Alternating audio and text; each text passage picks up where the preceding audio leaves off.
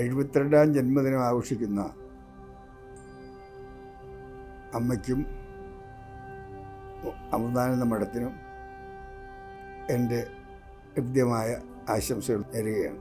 മറ്റെല്ലാത്തിലുപരി അമ്മയിൽ ഞാൻ കണ്ട പ്രത്യേകത കാരുണ്യത്തിൻ്റെ ഒരാൾരൂപമായിട്ടാണ് ഞാൻ അമ്മയെ കാണുന്നത്.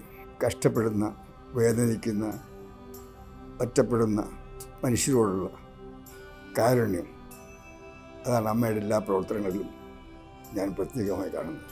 വളരെ വർഷങ്ങളായി മഠവുമായും അമ്മയുമായും എനിക്ക് വളരെ അടുപ്പമുണ്ട്. ഇന്ന് ലോകമൊട്ടാകെ വ്യാപിച്ചു കിടക്കുന്ന ഒരു വലിയ സേവന രംഗമായി മഠം മാറിയിട്ടുണ്ട്. ഇതിൻ്റെ എല്ലാം പിന്നിലുള്ളത് അമ്മയോടുള്ള വാക്കുകൾ കൊണ്ട് പറഞ്ഞറിയിക്കാൻ പ്രയാസമായിട്ടുള്ള അമ്മയുടെ നന്മയോടുള്ള ആകർഷണമാണ്.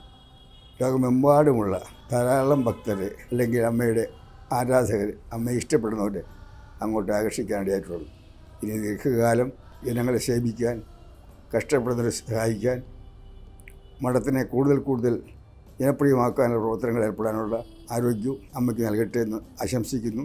ഈ 72ാം ജന്മദിനത്തിന് എൻ്റെ എല്ലാവിധത്തിലുള്ള ആശംസകളും ഞാൻ അർപ്പിക്കുകയാണ്. നമസ്കാരം.